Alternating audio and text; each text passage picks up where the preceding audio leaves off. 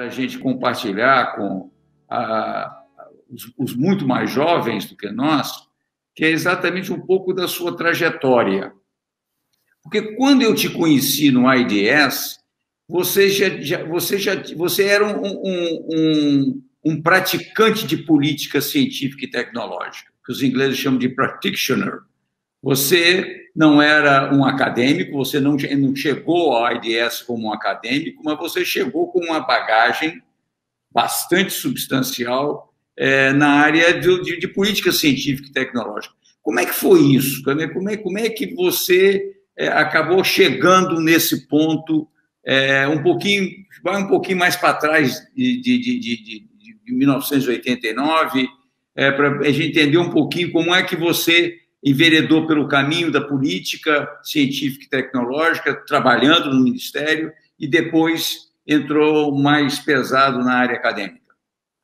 Não, a gente tem que voltar muito para o final da minha graduação, né? Quer dizer, na verdade, eu me formei na USP, muito tempo atrás, e comecei a tomar conhecimento da questão do progresso técnico e da tecnologia através, evidentemente, dos escritos de Celso Furtado, né? Coisas que eu lia, tive história econômica muito boa com a professora Alice Canabrava, que era uma sumidade em história econômica, e que introduziu, entre outras coisas, Celso Furtado, que me levou ao estruturalismo e que me levou a conhecer um pouco a literatura cepalina. Tanto é que, quando eu me formei, eu quase fui fazer o pós-graduação na Escola Latina no Chile. Entende? Por quê? Porque eu tive um professor de econometria, olha só como é que o mundo que eu não gostava nada, passei fácil, porque aqui eu não tinha muito segredo, e o professor era tão bom que falou, não, isso aqui é tudo bobagem, tanto que a gente vai estudar aqui. Mas ele tinha sido professor da Escola Latina. E ele... eu me formei em 72, entende? Então eu queria ir em 73 para Santiago, e ele, que estava voltando um pouco tempo dali, tinha muito contato, ele falou, não vá agora não, que a situação política está muito complicada, né?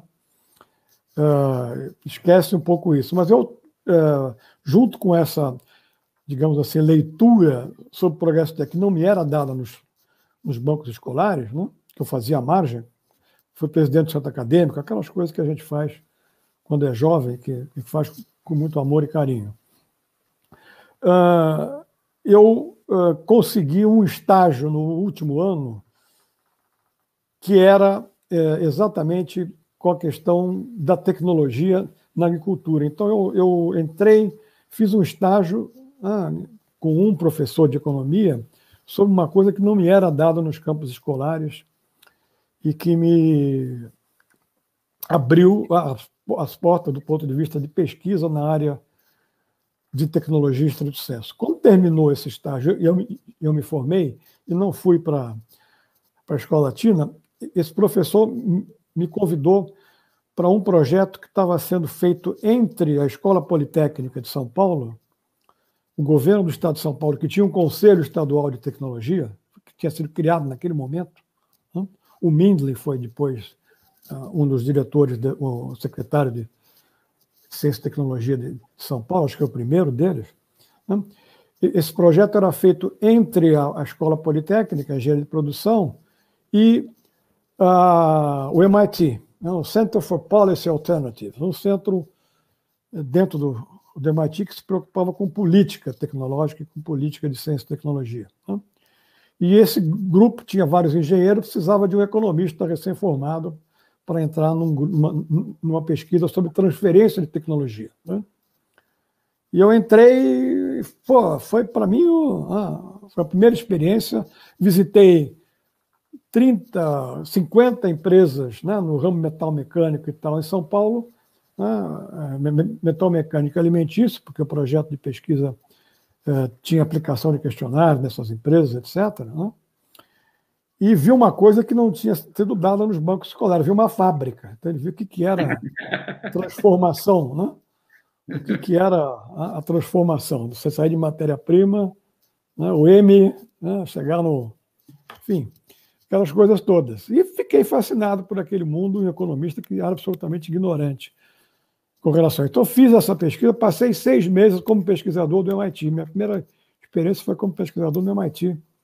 Eu tinha jurado a mim que aquele país seria um dos últimos que eu iria ver no mundo, e foi o primeiro. Assim, a primeira vez que eu saí do Brasil para ir para o exterior foi para Boston, né? Cambridge, Massachusetts. Né? E fiquei ali um tempo e quase que engatei no mestrado. Né? Tinha uma oferta de fazer no MIT, mas eu tinha lido os primórdios de Freeman, Charles Cooper, a turma mais velha de Sussex. E eu falei, não, a minha turma é essa daqui, tá? Economia política da ciência e tecnologia, não é management da tecnologia. Era ótimo, né? Gina Tebeck, gente de altíssimo nível e muito bom, né? Pessoalmente, muito elegante, não tem nenhuma reclamação, não. Mas aí eu voltei para São Paulo, fiquei um ano no Conselho Estadual de Tecnologia, aí fazendo política, né? Primeiros projetos de ligação universidade-empresa que foram feitos no Brasil, por isso que eu brinco com meus alunos, essa universidade-empresa não é coisa de agora, não dá certo há muito tempo. Nos anos 70, a FINEP e o Conselho Estadual de Tecnologia de São Paulo fizeram isso. Né? Eu fui o primeiro practitioner de política, eu ia lá na empresa junto com o cara do IPT, o engenheiro, e tentava fazer o casamento dos dois. Tá? Então eu vi muito bem, não é uma questão de linguagem só, né, de linguagem acadêmica versus linguagem, não é uma questão cultural, é uma questão de estratégia competitiva, de formas de pensar o que a indústria é, a pouca preocupação que se dá por parte da indústria a inovações radicais. Os caras da indústria, com exceções honrosas, não queriam nem saber do que o IPT fazia, né? Queriam era ganhar dinheiro. Né? Hoje em dia, então, ganham mais fácil na Bolsa do que em outro lugar. Então, não preocupo-se muito com... Então, a minha origem é um pouco essa. Aí eu fui fazer o mestrado em Sussex no ano seguinte. Foi lá que eu conheci Freeman, Charles Cooper, depois eu intermediei a vinda do Freeman para Campinas em 82, primeira vez que ele veio para cá, para o Brasil. Eu já estava em Campinas aí. Mas antes disso eu voltei para o Brasil, né, com uma mão na frente e outra atrás, sem nada, procurando emprego. Né, e me ofereceram uma oportunidade muito interessante em Brasília, no CNPq, que estava criando um grupo interdisciplinar numa área que se chamava de Technology Assessment, avaliação de tecnologia. Então, estava procurando um economista. Eu fiz a entrevista, levei meu currículo e falei, olha, se for para me contratar para fazer planilha de custo, preço, esquece. Entende? Eu quero discutir política tecnológica. Serve? Serve. Então, aí eu entrei, eu fiquei alguns anos ali, fui para Campinas depois, né, iniciei um doutorado em Campinas com o Luciano Coutinho, e o mundo dá voltas inimagináveis. Com a nova República, o Luciano quase foi secretário executivo, né, vice-ministro do planejamento, né, mas ele era um nome muito à esquerda e não pegou isso, foi convidado para ser o vice-ministro da Ciência e Tecnologia, o secretário-geral, chamava-se na época, né, do novo ministério que o Tancredo estava criando para o Acha. Né? A conversa que eu sempre ouvi é que o ministério só existiria se o Acha fosse o ministro. Por quê? Porque ele brigava pelo Ministério da Ciência e Tecnologia desde os anos 50 no Brasil. E aí foram 3 anos, eu fiquei como secretário de planejamento. Eu tentei fazer política, vi como é que era, vi a barra pesada, e foi um aprendizado maravilhoso, porque tinha Renato Acha de ministro, né, da Ciência e Tecnologia, Luciano Coutinho de secretário executivo, e tinha o chefe da assessoria de cooperação internacional, que era um sujeito chamado, sabe quem era? Celso Amorim. Né? Celso Amorim. Então, a gente tinha um andar lá naqueles prédios em Brasília, pequeno, e a gente montou aquilo do nada, praticamente. Tá? Quer dizer, eu tive a felicidade de montar, e aí realmente você começa a ver a dificuldade de você implementar propostas de política por questões internas do governo. A gente não tem, né, tinha na época, tinha antes, continua tendo depois, continua tendo agora muita disputa, quer dizer, um pouco o que o Fábio Weber dizia que é o conceito de inovação. Cada um tem uma coisa na sua cabeça, entende? A minha e a sua pode ser muito próximas, provavelmente são, não são exatamente iguais, mas se a gente pegar, eu estou pegando agora nesse semestre que eu e a Marina damos curso de política industrial e de inovação. Cada um dos alunos que tem um conceito de inovação totalmente diferente na cabeça dele. Portanto, a política para eles é totalmente diferente, para cada um desses conceitos, né? Então, você tem diferentes interpretações de qual é o problema, de como atacá-lo e que tipo de política você tem muito conflito, né, dentro do governo. A não ser quando você tem uma coordenação muito definida. Eu acho que um dos problemas que a gente tem até hoje não podemos deixar a política de inovação para um Ministério de Ciência e Tecnologia que tem o mesmo nível hierárquico dos outros. Por quê? Porque ele não tem nem musculatura política e nem dinheiro. Então, os outros não dão bola. Por que a única que deu certo nos governos Lula-Dilma foi a de saúde? Porque foi a única que o ministério, entre aspas, setorial, não gosto do nome, mas enfim, saúde chamou a si a responsabilidade de fazer e implementar a política. Então, ele era o cabeça da política. E a pessoa que coordenou, Carlos Gadelha, né, tinha passado pela Unicamp, tinha feito doutorado na UFRJ, né, eu conheci ele na Unicamp e ele brinca comigo que foi eu um dos responsáveis dele seguir a carreira na Fiocruz, que ele disse que recebeu essa oferta de trabalho para ir trabalhar na Fiocruz. A gente fazia o projeto, né, com o Luciano em biotecnologia, por isso que ele entrou ali na Fiocruz, e ele falou, pô, vou para lá, não vou, o que eu faço? Eu falei, pô, a Fiocruz é uma potência mundial, entende? Eu acho que você devia aceitar, diz ele, eu não esqueci já isso, enfim, por tanto tempo, né? Mas, enfim, aí a gente tinha montado na Unicamp um grupo de pesquisa, aí eu fiz pesquisa sob a coordenação do Luciano. O Fábio Weber coordenava um grupo no Rio, o Luciano outro em Campinas, eu estava lá na Unicamp na época, montando um grupo de biotecnologia, tinha um outro de informática, e a gente fez pesquisa até que o Luciano foi chamado e me convidou para ir a Brasília, e eu não podia dizer não, entende? Quer dizer, eu lembro que era uma festa, né? Eu ainda estava morando... Não, estava em Campinas. Então era uma festa porque você pegava o voo de segunda-feira de manhã para ir para Brasília, era todo mundo, né, entusiasmado, né? Você via a esquerda inteira ali, pelo menos dos economistas, entusiasmado com a nova república, né? Exato. Não deu Tancredo, deu Sarney, mas nada é perfeito. E a gente tentava, né, o Ministério do Planejamento, o da Economia, que tinha o Beluso ali, então, vários amigos participando dessa tentativa que foi feita e que a gente que ela seguiu durante um bom tempo, né, para ser, digamos assim, cristianizada um pouco mais para frente. Então, quando eu entrei em Sussex, eu tinha já uma pequena bagagem acadêmica, eu tinha liderado alguma pesquisa na USP, junto com o MIT, depois na Unicamp, né? Mas era pequena, sem dúvida.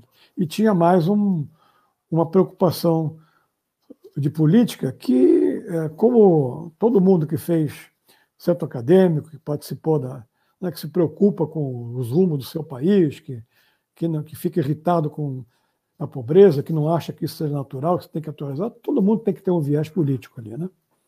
E por isso que eu tinha esse lado de política, que você também tem, sem dúvida, né? Uma coisa comum entre nós, esse duplo chapéu, né, que nunca nos abandonou e não pode ser abandonado. Eu acho que qualquer trabalho de pesquisa feito, em qualquer área, tem um lado político. Tá? Eu lembro dos projetos BRICS que a gente fez, tinha uma contrapartida chinesa, né? E eu lembro no seminário que a gente fez, a gente perguntou para os chineses como é que era a coisa da pesquisa básica ali, e o cara não entendeu.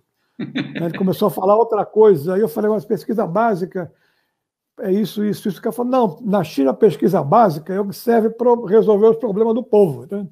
Isso é básico, então não tem pesquisa pura, né? Tudo tem uma finalidade. Eu acho que qualquer pesquisa que você faça, ela tem um componente, né, de política. A gente o ser humano é um ser que, por definição, ele tenta interferir na vida, né, quase que para melhorar a sua sobrevivência. Então, esse negócio de dizer que fulano é apolítico, para mim, é a maior besteira que existe. Todos nós somos políticos, quer queiramos ou não, quer admitamos ou não.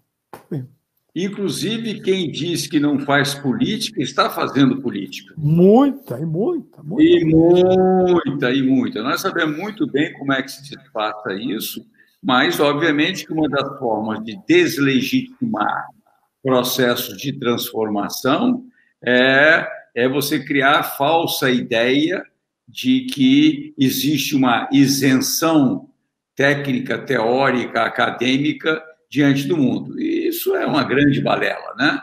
A diferença é que nós acreditamos em economia política e fazemos uma opção, não é? Principalmente pela questão da distribuição. Você mencionou aí, Cassiolata, a questão do projeto BRICS, que você e a Helena se envolveram muito e desenvolveram com parceiros, dentre os quais a China. O que o Brasil perde, na sua avaliação, em função da miopia da política externa brasileira, principalmente com relação ao BRICS? Eu acho que o Brasil perde muito, né? Quer dizer, a ideia do BRICS, né, por um lado, é interessante porque a ideia de BRIC, né, BRIC, sem a África do Sul, ela se soltou no início dos anos 2000 com o cara da Goldman Sachs, ali, com o nome eu esqueço, que cunhou esse termo com uma percepção, do ponto de vista deles, correta. Entende? Quer dizer, qual era a percepção deles? A percepção é que o mundo chamado desenvolvido, né, cada vez mais chamado, porque se aquilo é desenvolvido, Deus me livre, tá? Né? Mas o mundo chamado desenvolvido, e particularmente os mais ligados à questão econômica, né, já percebiam ali que as perspectivas de crescimento da economia global com relação a esses países mais avançados, ela estava chegando no limite, entende? Quer dizer, e que portanto, a possibilidade de crescimento da economia global, ela repousava em alguns países grandes, né, que ainda tinham uma massa da população significativamente grande fora da chamada economia de mercado. Né? E esses países, na visão deles, eram a China, por definição, que é um país de 1 bilhão e 200 milhões de habitantes, que naquele momento a maior parte estava totalmente fora da economia de mercado. Né? Interessante porque agora o que saiu esses dias aí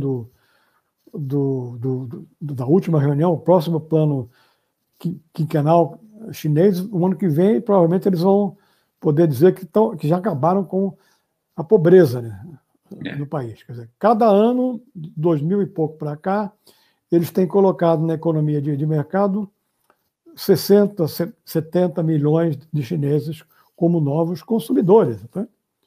A Índia era a mesma coisa. A Rússia também, né? E o Brasil, por definição. Né? A gente, quase 200 milhões de habitantes, né? E mais de 50% disso, 70% fora da economia de mercado ou com muito pouco poder aquisitivo. Então, o potencial de crescimento era brutal. Você veja a revolução, que é uma das mais importantes que foram feitas no período Lula-Dilma, né?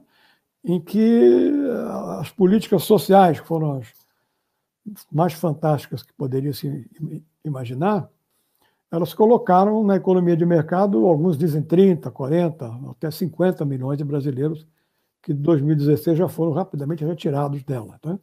Então, era essa percepção do mainstream, digamos assim. Mas, por outro lado, você tinha uma percepção, tanto de policymakers quanto de acadêmicos, e no caso a proposta nossa do Globelix ela surgiu em cima disso, de que esses países, exatamente por terem esse porte, né, o tamanho enquanto economia, e o potencial de crescimento e transformação poderiam ser aqueles que não só iriam liderar o crescimento em termos de aumento do número de consumidores, mas podiam liberar um projeto transformador da economia global, né, que fosse diferente daquele esposado pelo neoliberalismo. Né? A gente está falando do começo dos anos 2000, onde a experiência brasileira não foi única. Né? A gente teve a década inteira na América Latina, com certeza em outros lugares do mundo,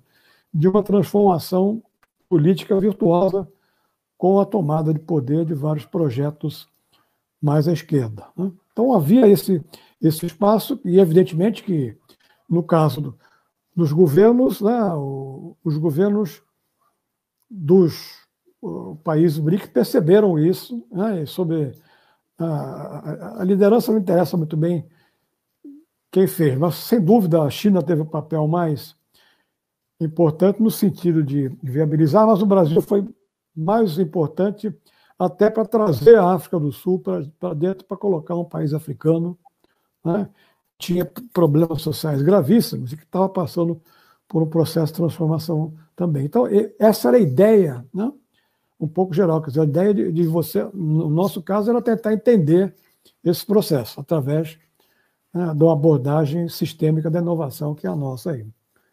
Então, a pesquisa foi um pouco por aí, mas o projeto político era um projeto, sem dúvida, de você tentar criar espaços alternativos e conseguiu-se avançar algumas coisas de uma forma muito interessante. O Banco dos BRICS, a possibilidade de você criar uma cesta de moeda dos países. Quer dizer, evidentemente que alguma dessas coisas irritou muito, né, aqueles países que lideraram o processo de, digamos, montagem das instituições internacionais, tipo FMI, Banco Mundial, OCDE, né, no pós-guerra, né, e que viam o seu poder real poder ser dinamitado. Então, a gente está perdendo, primeiro, as possibilidades que existem no mundo de padrões de transformação virtuosas. Né?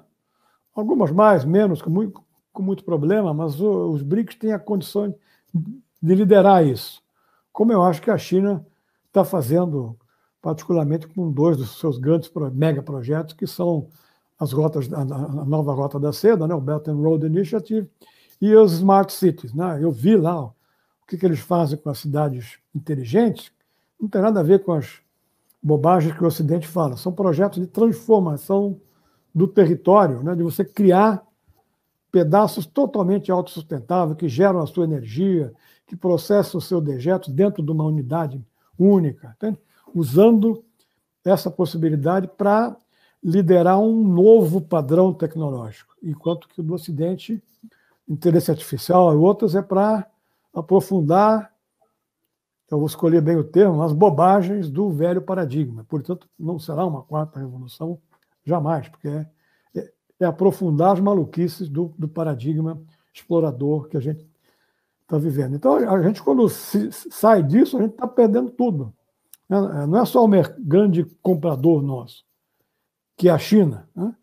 A gente sabe que, se você tirar a China e a Índia do mundo e pegar de 2005 para cá os principais bens de consumo, durável e não durável, do mundo, e ver como é que evolui a demanda, você vai ver que ela não cresceu nada. Entendeu? Eu uso em sala de aula automóveis. Se você pega o site da International Automobile Association, você pega o dado de demanda global de automóveis, tira a China, 2005 para cá não cresce um carro no mundo.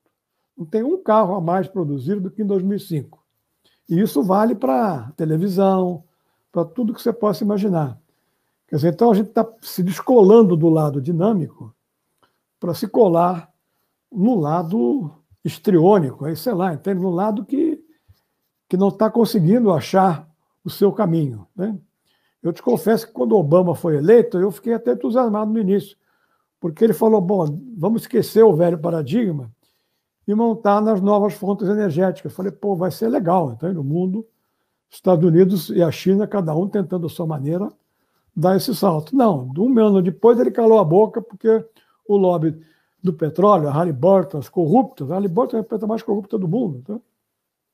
Halliburton e outras, e automobilística, puseram uma faca no pescoço do Obama e fica quietinho aí, porque, né, nós queremos continuar ganhando muito dinheiro. Enfim, a gente está perdendo, infelizmente, uma possibilidade enorme. Como a crise é uma crise complicada para mim e para você também, tenho certeza, a gente vai passar por poucas e más, não poucas e boas, mas eu acho que tem que ter uma luz no fim do túnel, né?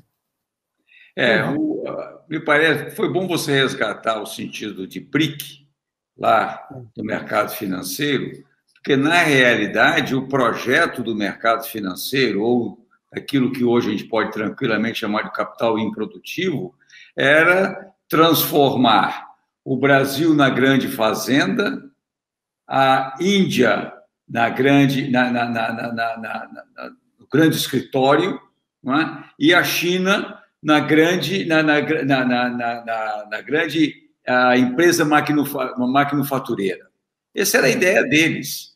Não é? Quando a gente minimamente mudou esse rumo e que inclusive o Brasil mudou esse rumo, né? Não querendo ficar simplesmente como exportador privilegiado do agronegócio, realmente começou a abalar. Só que a China continua avançando. Esse relato que você faz e que é a constatação, né?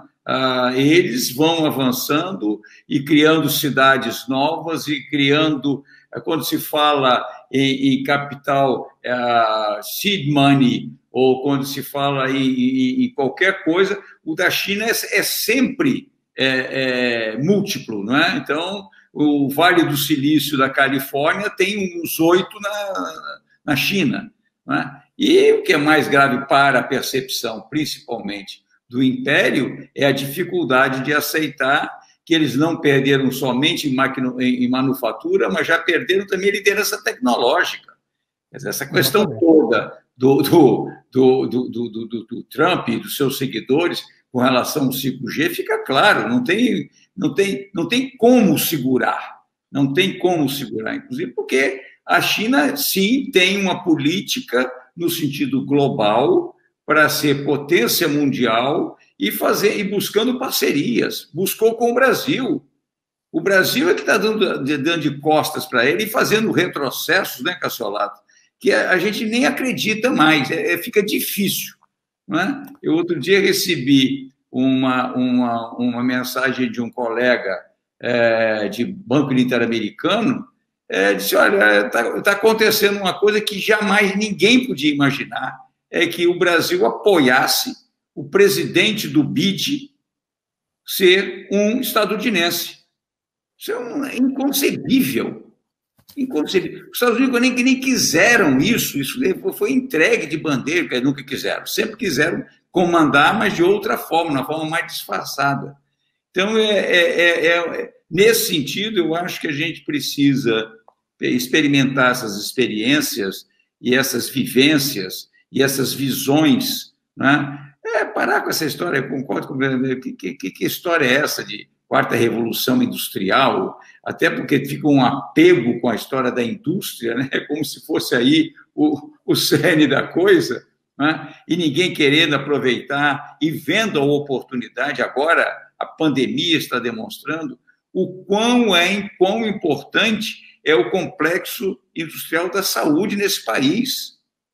Quão importante é isso, né? E a Rede Siste fez trabalhos nesse sentido e demonstrando, vamos usar a velha terminologia, de quando você realmente quer implementar, você faz uma verdadeira revolução na ponta, fazendo atendimento, desde o atendimento básico até alta complexidade, mas tudo aquilo que pode alimentar. Agora, parece que está complicado, né? Parece que está complicado. E eu acho que como é que você vê, continua minimamente o projeto BRICS, pelo menos no campo da ciência e tecnologia? Não, você tem os acordos científicos e tecnológicos, eles continuam acontecendo. Tá? Por coincidência, quer dizer, tem os chineses que lideram muito isso, eles costumam produzir, uma vez por ano, um livro sobre os sistemas de inovação dos países BRICS, né? E é uma coisa governamental, mas com um lado acadêmico, né? E quem faz parte do Brasil nesse concerto, no fórum acadêmico dos BRICS, é o IPEA. Então, e, por acaso, o ano passado, eu recebi uma ligação de um cara do IPEA, que é dos bons, né?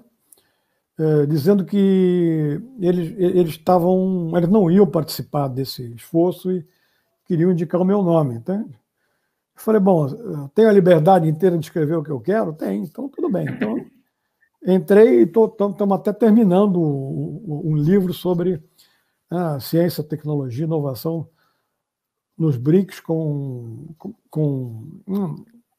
cada país mostrando um pouco a sua cara. Então, até por conta disso, eu sei que você tem ainda os vários esquemas de cooperação científica e tecnológica atuando. Só que no caso brasileiro, né, a nossa atuação está se dando agora quase que sem recurso nenhum, tendo em vista os cortes orçamentários que o CNPq, que é o órgão brasileiro que faz parte, né, que coordena a ação de cooperação científica e tecnológica com os outros BRICS, né? Nós não estamos colocando, aliás, não estamos dando dinheiro para a OMS, estamos em dívida com tudo que é internacional. Também estamos nos BRICS. Né? Então, existe ainda alguns desses fóruns, né? Mas eles, evidentemente, que perdem a substância e são vistos como não prioritários. Então, não é à toa que o cara do IPEA me convida ano passado, é porque nem eles sentiram a vontade de participar nisso aí, ou porque não dá ibope, ou porque também não querem escrever alguma coisa que contrarie a opinião do rei. Então, mas continua, mas acho que numa coisa muito pequena, né? O Brasil não dá importância muito a isso, não. Não faz parte da política. Não faz parte, não tem política. A política aí é a não política. Como o próprio ministro falou ali, né? A política é ser pária, entende? Felizes de ser pária. Nós não vamos ser um player, nós vamos ser um pária e estamos felizes com isso. Seguimos aí o mestre.